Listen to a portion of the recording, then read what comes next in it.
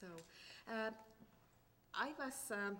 as I was sitting here in the first colloquy in the beginning of November, some 3 weeks ago, and also again this evening, I'm really impressed by the variety of talent and ideas that are being presented, and I really feel it's a great honor to, as a music therapist, to present a glimpse of my research to this audience. So thank you for inviting me. So I'm music psychotherapist, and so do I push this? No? What do I push? You should put the light show on.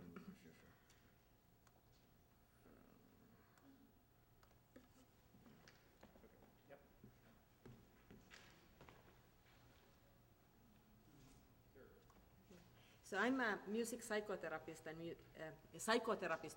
music therapist, and I practice music psychotherapy and have conducted several music psychotherapy, clinical improvisation related qualitative studies recently with refugee women. However, even though I'm qualitative researcher in heart, during the last number of years I've gravitated towards more neurological, evidence-based music medicine research, as I deeply believe that kind of research is the foundation the music therapy field in its future requires. Doing evidence-based research, I quickly realized that I can more effectively reach the goals of the study and by having a multidisciplinary group of individuals collaborating together. And this has really brought some new financing for us and for our research center, and more individuals providing input to the hypothesis and data analysis as well. One collaborative project that is very exciting is an international multi-university randomized controlled trial that is investigating the effectiveness of improvisational music therapy for depression. This is something that we are launching right now. There's international partners in collaboration from 5 different universities from the US, Europe, and Canada. And we are really excited of this. As Lee mentioned, one of my research programs is low-frequency sound research with physioacoustic chairs. And we have 2 of those at the CIMTR. They are made in Finland, and I'm from Finland, so I enjoy that I can work with something that is made in Finland here in Canada. This equipment has speakers spaced throughout the chair, permitting a series of computer-programmed low-frequency sound waves to emit through the body.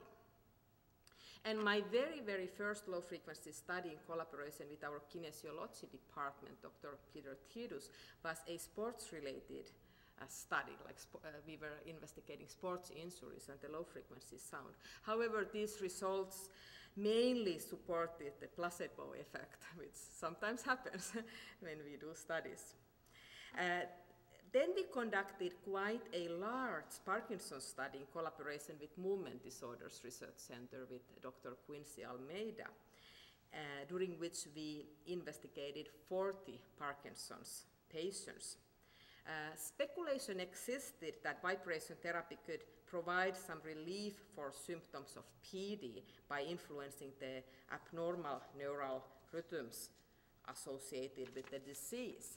We hoped to show in the study that the low-frequency sound treatment could provide an alternative non-pharmacological mode for symptom relief in PD.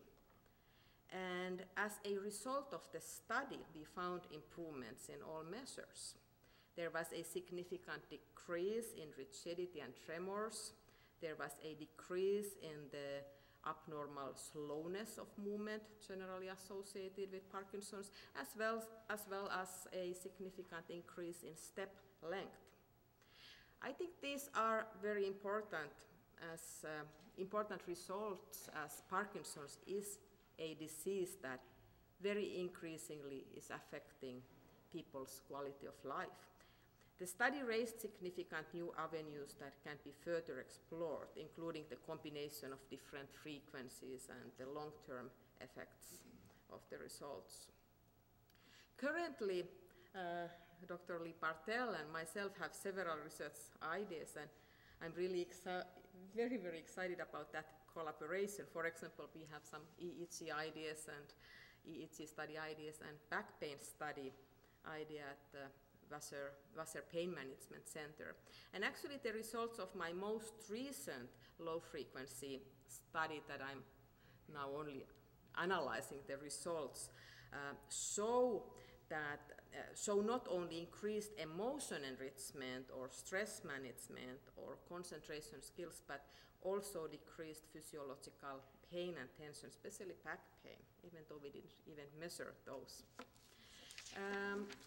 Finally, I have conducted a number of studies around Alzheimer's, and they always seem to raise many more questions than they answer. One question that I really would like to prove, but have no idea how yet, is a study with low frequencies and Alzheimer's disease, which may also have some potential in the treatment of brain injuries and stroke.